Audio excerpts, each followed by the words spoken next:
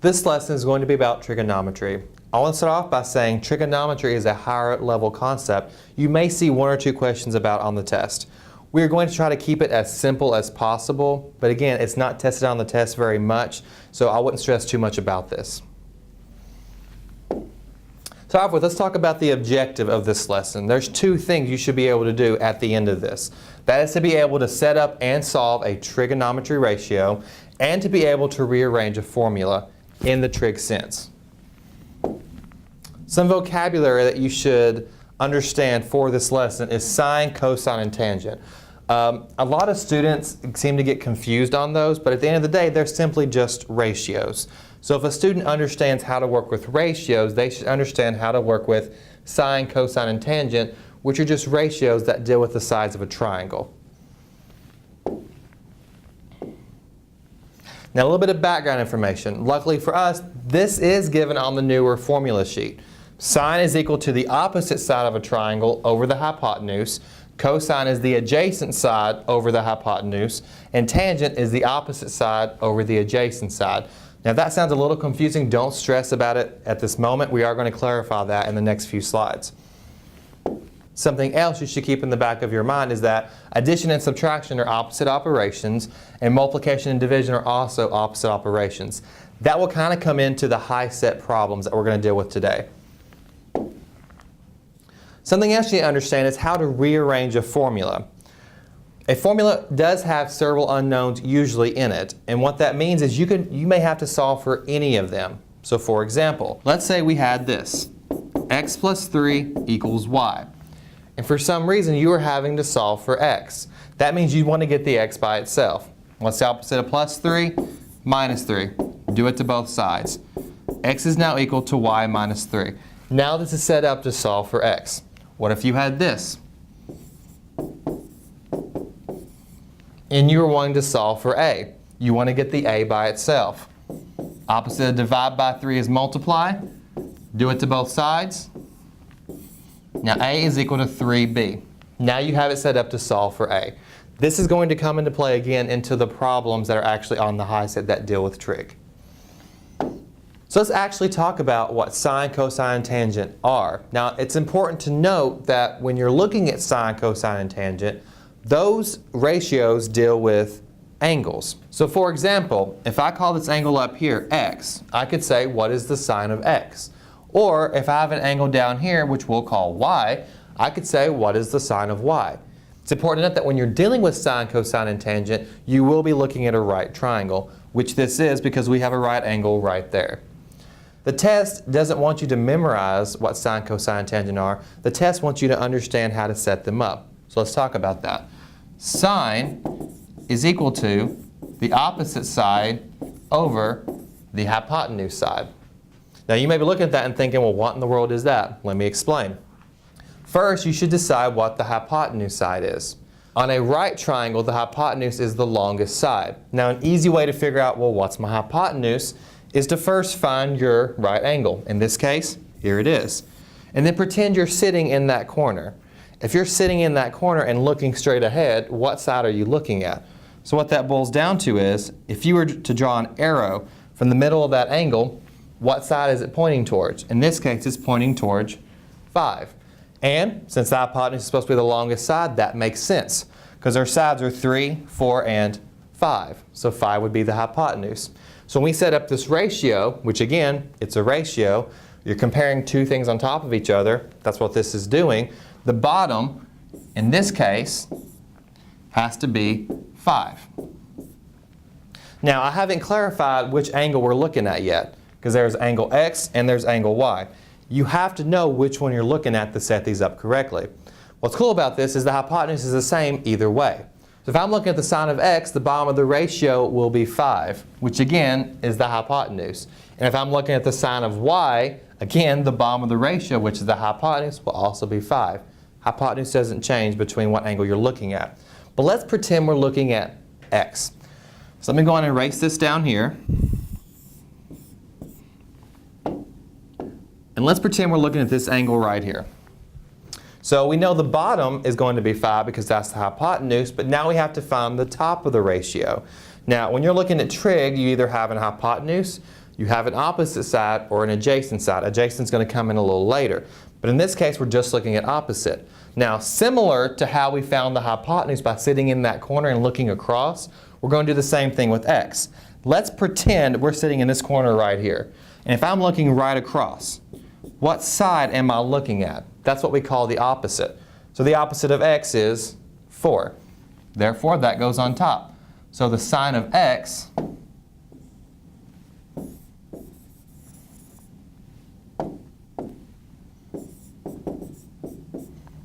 is 4 over 5. So now let's look at y and try to find the sine of y.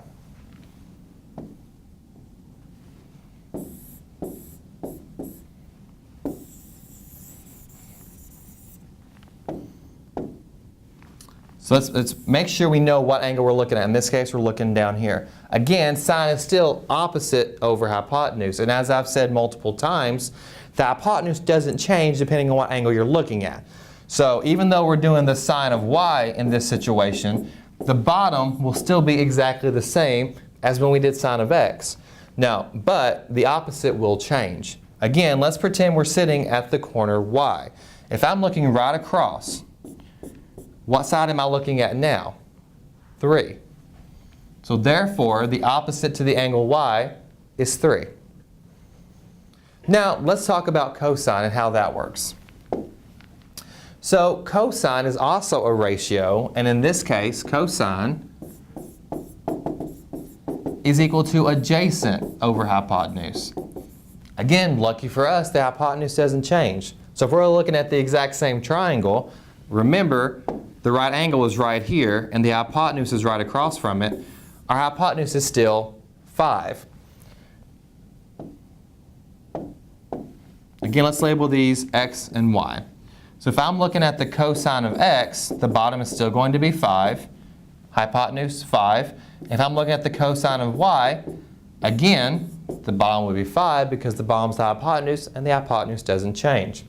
But now the tops are different. Now we're trying to find the adjacent side to the angle. Well, let's first look at x. Now, we know that 5 is the hypotenuse, so therefore it can't be anything else. We also know that if we look straight across, that gives us our opposite. In this case, is 4. Therefore, by process of elimination, 3 would have to be what we call the adjacent side. But think about it like this. Adjacent means next to. So if I look at the angle x, what side is right next to the angle x? Well, 5, we've already labeled the hypotenuse, so we can't label it also as the adjacent. So that means 3 has to be our adjacent. So therefore, the adjacent to x is 3. Now, let's look at angle y. What side is right next to angle y?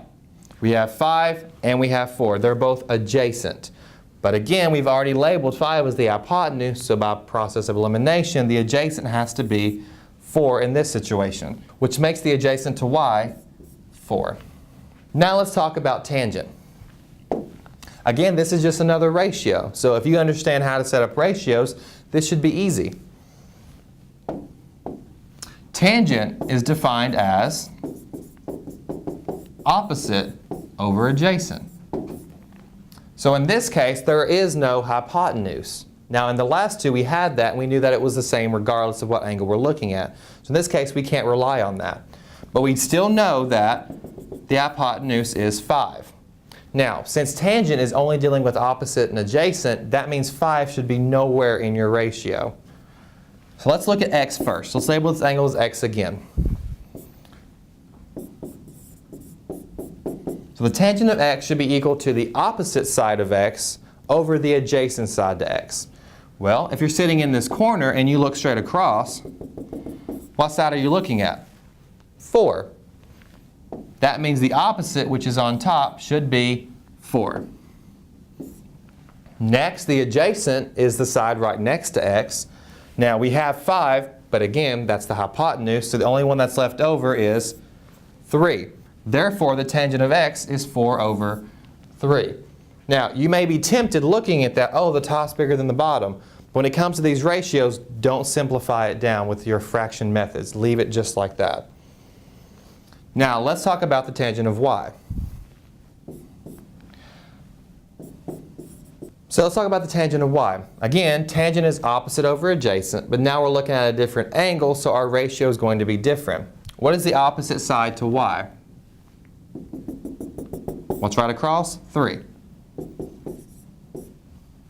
And then we ask ourselves, the bottom of the ratio, which is supposed to be adjacent, what's adjacent to y? The number 4.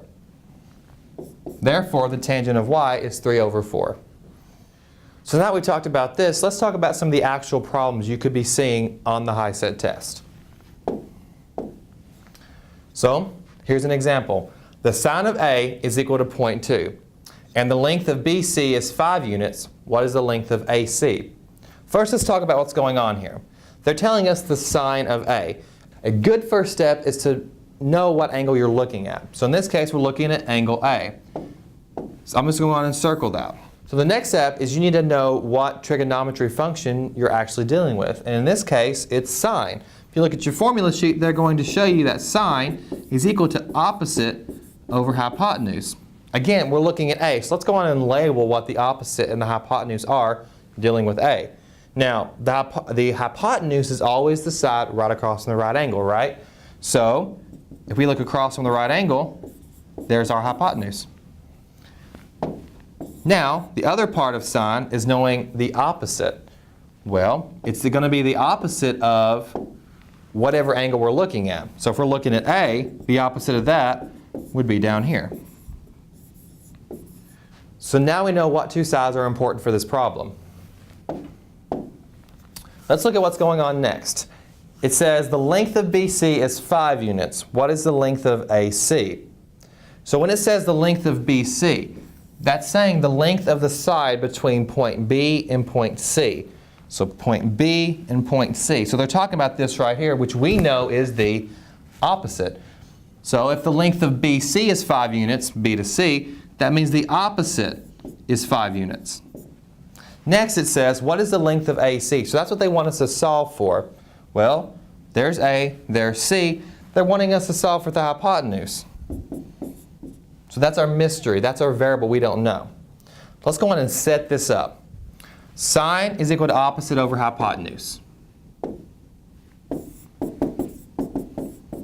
The problem tells us that sine is equal to 0.2. The sine of A is equal to 0.2. That means this right here, which is the sine of A, we're going to replace with 0.2. Just normal substitution. Next, we know the top is supposed to be the opposite, and based on the problem, what I've shown you, the opposite is equal to 5. And now we need to solve for the hypotenuse. We don't know it. That's going to be our mystery. So now we need to get the x by itself. Now, it's important to note that when you're solving for a variable, you don't want it to be on the bottom of a fraction. So let's go on and get rid of that part. We're dividing by x, so the opposite would be multiplying by x. And what you do to one side, you should do to the other. And again, if you multiply a number and a variable together, smash them. So now we have 0.2x is equal to 5 because it's gone over here. So now we have x on the other side, but we also have a number keeping it from being by itself, which is the 0.2. What are we doing with the 0.2? We're multiplying. What is the opposite? Dividing. And what you do to one side, you should do to the other. So 5 divided by 0.2 is 25. Let's go back to our problem and see if that's an answer choice. C, 25 units. Why do these other answers look appetizing as an answer choice?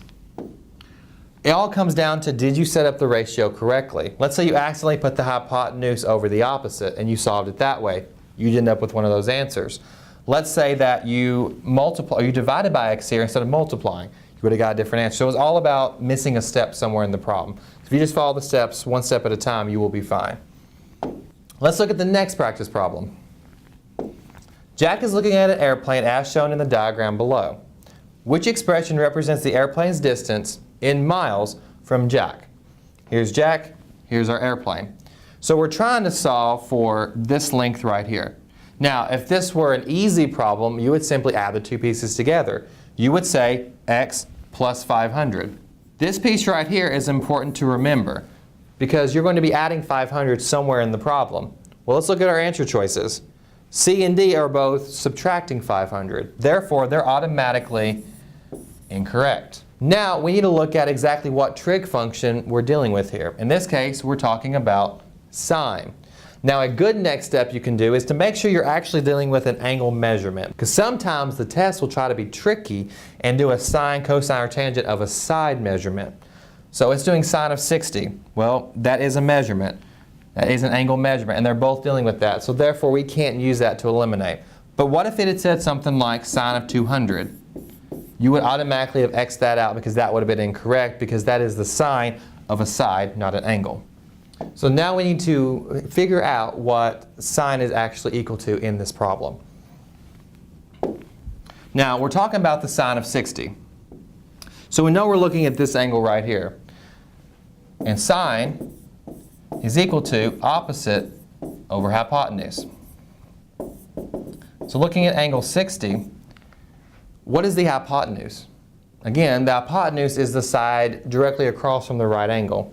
Here's our right angle. Directly across from that is 200. Therefore, 200 should be on the bottom. Next, we need to figure out what the opposite is. The opposite of an angle is what's directly across from that angle. In this case, that is x. So we know sine of 60 degrees is x over 200. Let's look back at the problem. Again, if this were a simple problem, we would have had x plus 500. But that's not the case, but we need to figure out what x could be equal to. So let's solve for x. We're dividing by 200, so the opposite would be times 200. What you do to one side, you do to the other side. When you have a number and you're multiplying it by something else, such as a variable or a trigonometry function, you can smash those two things together. So in this case, x is actually equal to 200 sine of 60 degrees. Again, we said if this was a simple problem, we would have just said x plus 500. Because what is the length between Jack and the airplane? X with an additional 500. Well, we know that's not the case, but now we know that x is equal to all of this. So what does that mean for us? It means we can replace x with all of that. So if we were to do that, what do we end up with?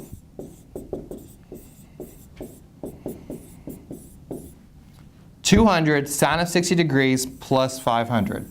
Let's see if that's an answer choice. So there's our final answer. So why is that incorrect? That would have been if you had set the ratio up incorrectly and tried to solve it that way. So in conclusion, while trigonometry is a concept you could see on the test, don't stress about it if you don't understand it. If you happen to see one of these questions on the test, save it for the end if you need to. And make sure you answer the other 48 or 49 questions correctly.